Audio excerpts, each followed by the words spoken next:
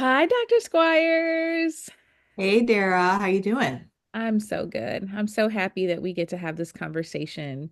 We're so excited at the forum to have this long-awaited investing in repair series launch. Would love you to talk a little bit about it and just kind of share a little bit for our community why this was an important series to launch and why it's important to launch it right now. Well, thanks for that question. There's a lot of reasons why I came to this idea of investing in repair. One of the things that motivated me was how much, when we think about technology, AI, the different ways that life seems to be moving so fast, oftentimes people look to technology or something new Mm, to keep moving on and keep moving on. But there's so many things in our society, particularly for our people, that are the result of harms that have never been repaired. mm, How do we start to use that kind of Sankofa framework, not just to go back and revisit the past or relitigate the past? We already know what happened was wrong. we What know happened that. caused harm. How do we think about doing repair that takes us forward? How do Mm, we start imagining a future where we have repaired the harm and now we are thriving? So we're not always fighting to even get people to recognize that harm has happened. So I invited these writers to think about frameworks and future scenarios that would actually repair harm and set people up with a better foundation, a repaired foundation to move forward. If you've got a big crack going through your basement and you keep just putting spackle on it, your house is going to fall down. But if you actually get to the root of the problem, if you actually repair that foundation, or you say, you know what, we're going to leave that behind.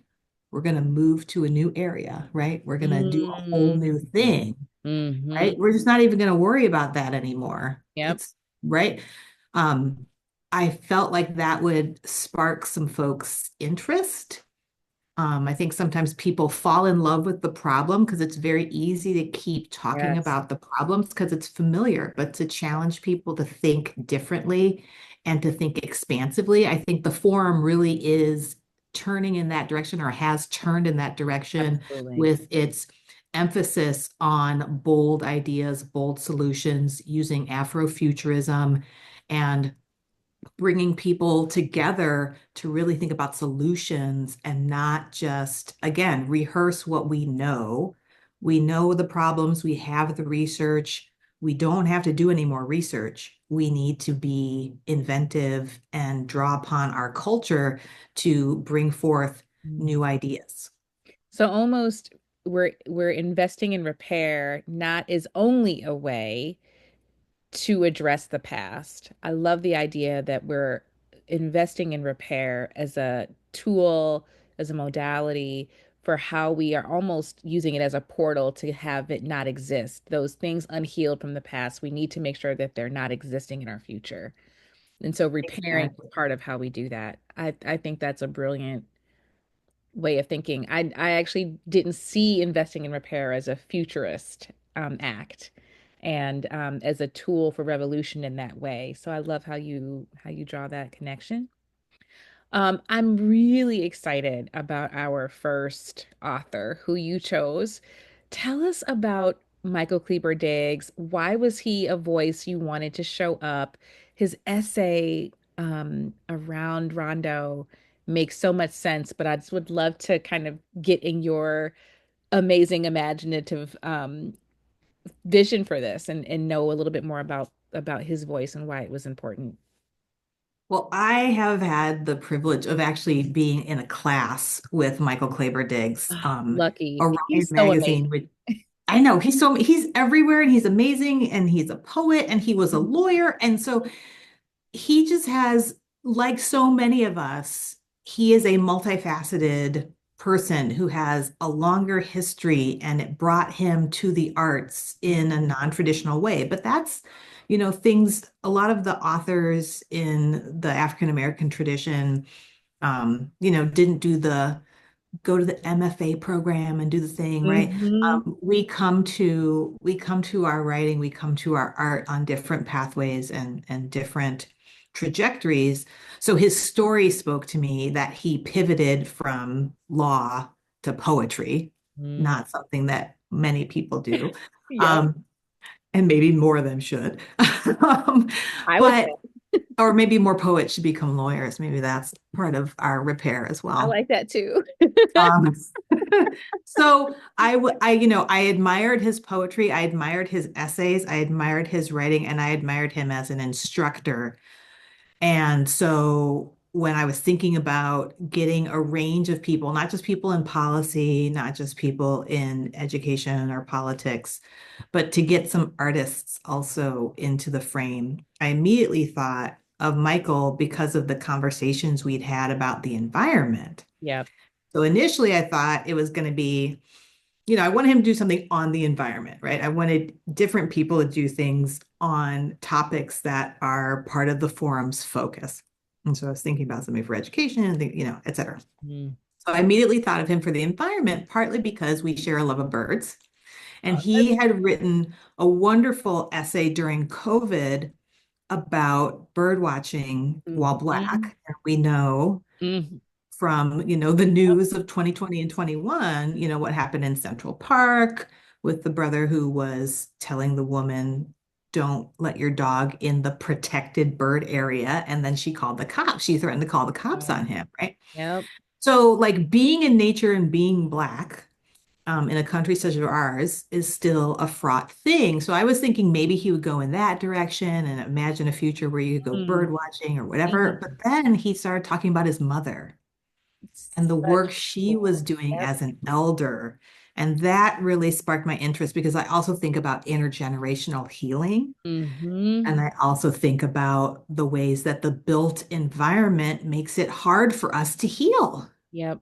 If you're Yep. living in a place that doesn't have a lot of green space, if you're living in a place where you're constantly breathing in fumes from the highway, right? No matter what you're doing inside your house, no matter what your parents or your neighbors are doing with their community garden, you're being exposed to things that you shouldn't be exposed to, right? And we Yep. know our communities are more likely to be cited in those spaces because we didn't have the political clout to keep the incinerators and the highways from damaging our communities. So when he said he wanted to write about Rondo and asthma, I said, you just go ahead and show it. I don't need to talk Yep. to you anymore. I know it's going to be brilliant. And I think the result is fabulous. And I think it's Brilliant going it to is. challenge a lot of people, especially right now when 94 is being reconstructed again. Mhm. The traffic is real, Yep. but also, we were in such a time of rethinking everything, all the what was normal and makes sense. This is Mm. a great time to challenge what people think of as making sense, That is so well said that this is a good time to challenge what people, would it say that part again? what Challenge. people think makes sense. Yeah. Yeah.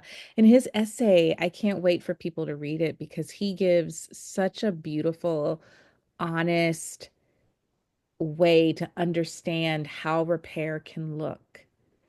And I don't want to give too much away in the essay, but he just brilliantly brings to life how actually repairing Rondo is not as complicated as we think it is. And he lays bare a vulnerable and, as you mentioned, personal story for understanding exactly how repair can look in our communities without having to think about policies. And I mean, we should think about policies, but he lays out just some very, I think, accessible ways that all of us could be repairing in our community, just looking at the story of Rondo. Yeah, and it's so wonderful because I think many more people are getting exposed to the larger story of Rondo because there have been so many community-led history projects and, even some of the local schools are now including it in their local history. Yep. We have the renaming of the Rondo Avenue, which was Concordia after the freeway went Mhm. through. You've got the Rondo Plaza. So there's lots of ways for people to plug in to this story, I think, in the Twin Cities and beyond, because the story of the freeways cutting through Black and Brown communities is a national story. That's not just a It is Rondo a story. national story. And so, so many communities have been cut through, displaced, and made less healthy by so-called urban renewal projects like highway siting. And so there are many people, I think my favorite person, I think the essay exemplifies Hmm. the work of Dr. Mindy Fullilove, who actually came to Rondo to support the efforts of repair. She's a professor out in New York, and she does psychology and urban landscapes. Yeah. And she writes, and I actually use this for the essay I wrote for the Rondo Plaza. She talks about how um, things like the freeway construction and destruction of Mm. communities created intergenerational trauma Yep. and, public health disasters, right? And she talks about the idea of a community as a mazeway Wow. where people of all ages kind of find their place and they learn how to navigate Mm. that those ways Hmm. and find what they need and they figure out what to build what the community needs. Yep. When you disrupt that mazeway, you literally disorient people. Yeah. And Yeah. so, maybe people were able to find a place to live in a new neighborhood. Maybe people were able to recoup some of their losses and buy another house somewhere else. But what they can't recreate easily is the community maze way. Mm. As if half the people go this way and another Yep. third go this way and the rest go this way, Yep. you no longer have those connections, whether it's the auntie on the front stoop who was always walking to I was make, just gonna say the watching to make relationship. sure, Yeah. right, that the kids got home safe, or the corner store where you Hmm. could get your first job, Yep. whatever it is, you can't just recreate that whole cloth. So there's an entire ecosystem that disappears. The relationships are not the same. The way in which that community grows up together evolves is now um, disenfranchised, and all of the disconnections, the ripple of that is felt through generations. Exactly. And so repairing that wrong, then Yeah. these are the frameworks of healing that I have studied in terms of intergenerational healing. By repairing what happened in the past, Mm, you repair going forward mm, and you give people a different way of thinking about hope. mm.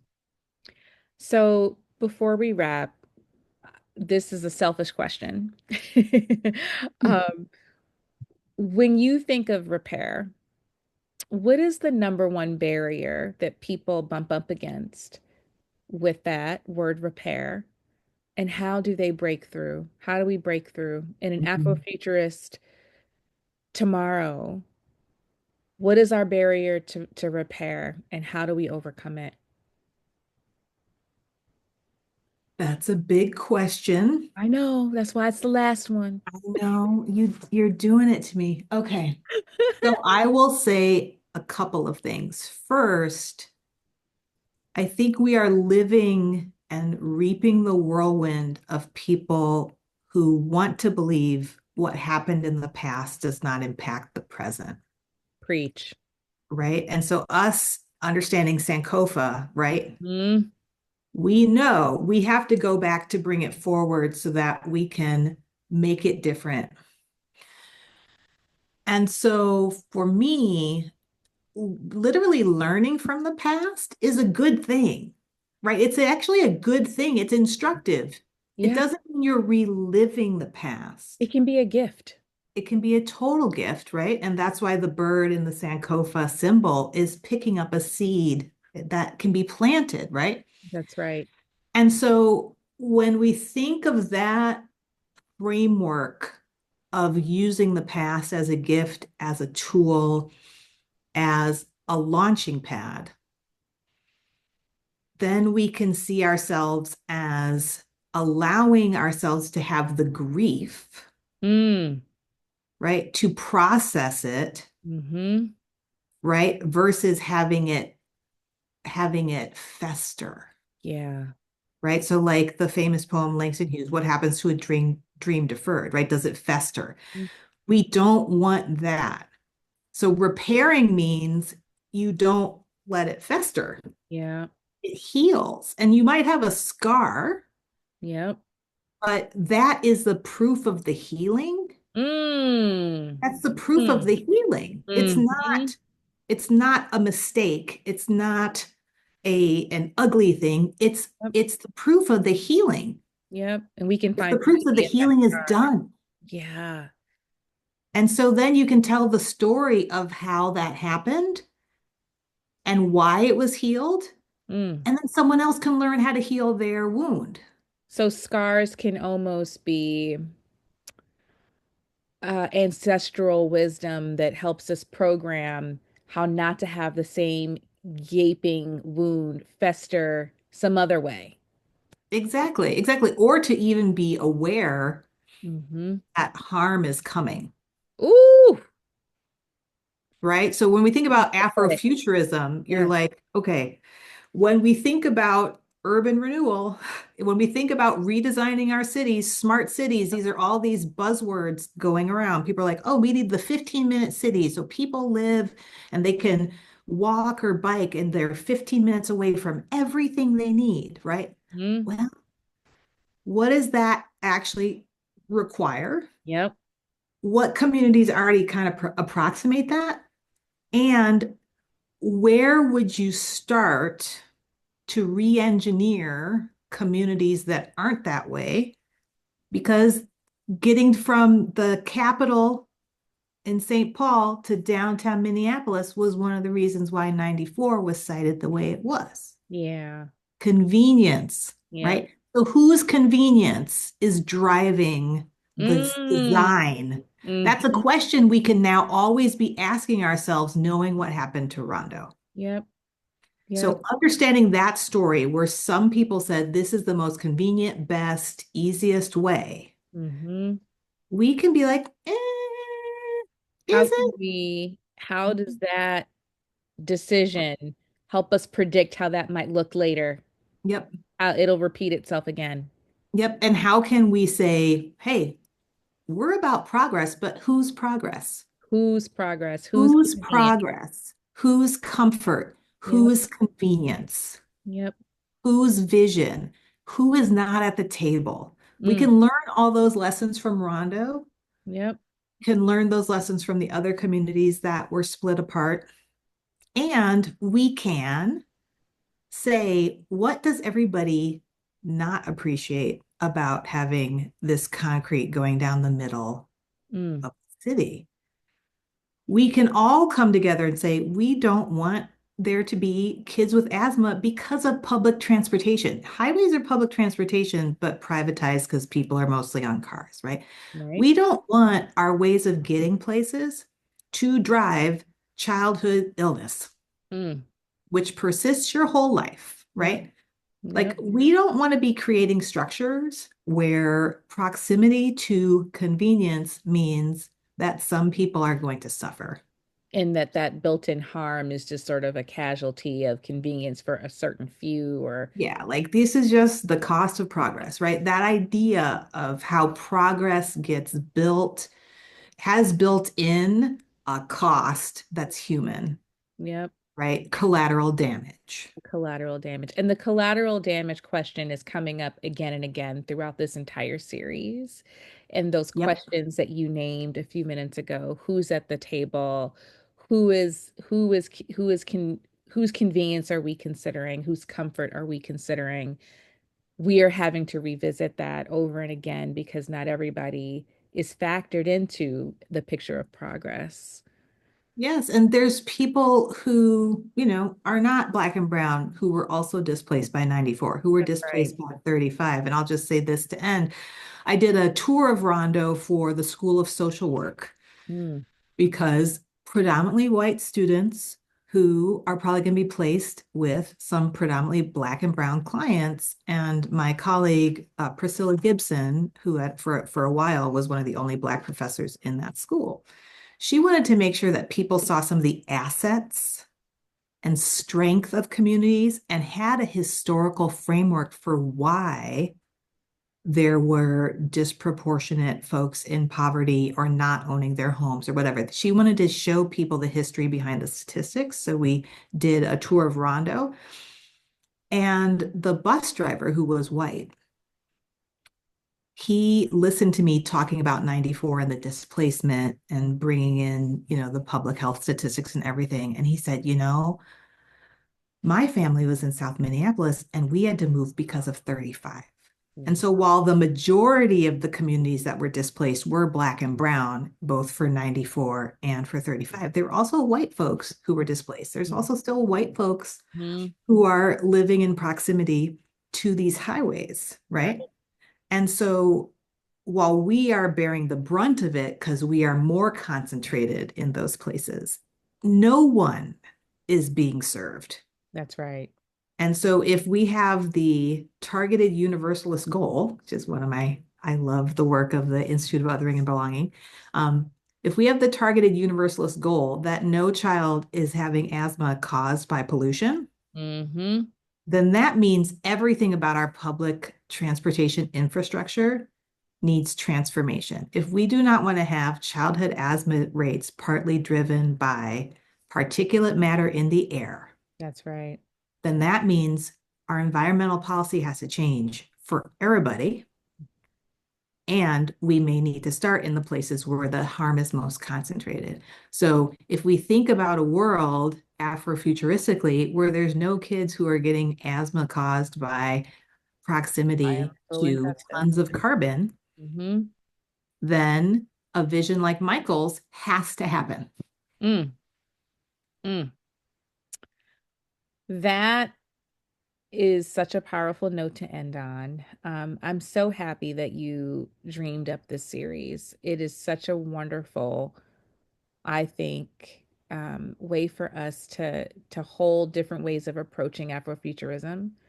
Michael's essay is just powerful and it's poetic and it's brilliant, and it also is activating. And I just really am grateful that you tapped him and that you tapped the other writers who are part of the series. Thank you. And I appreciate this time with you. Likewise, I'm excited to get it started. Yay.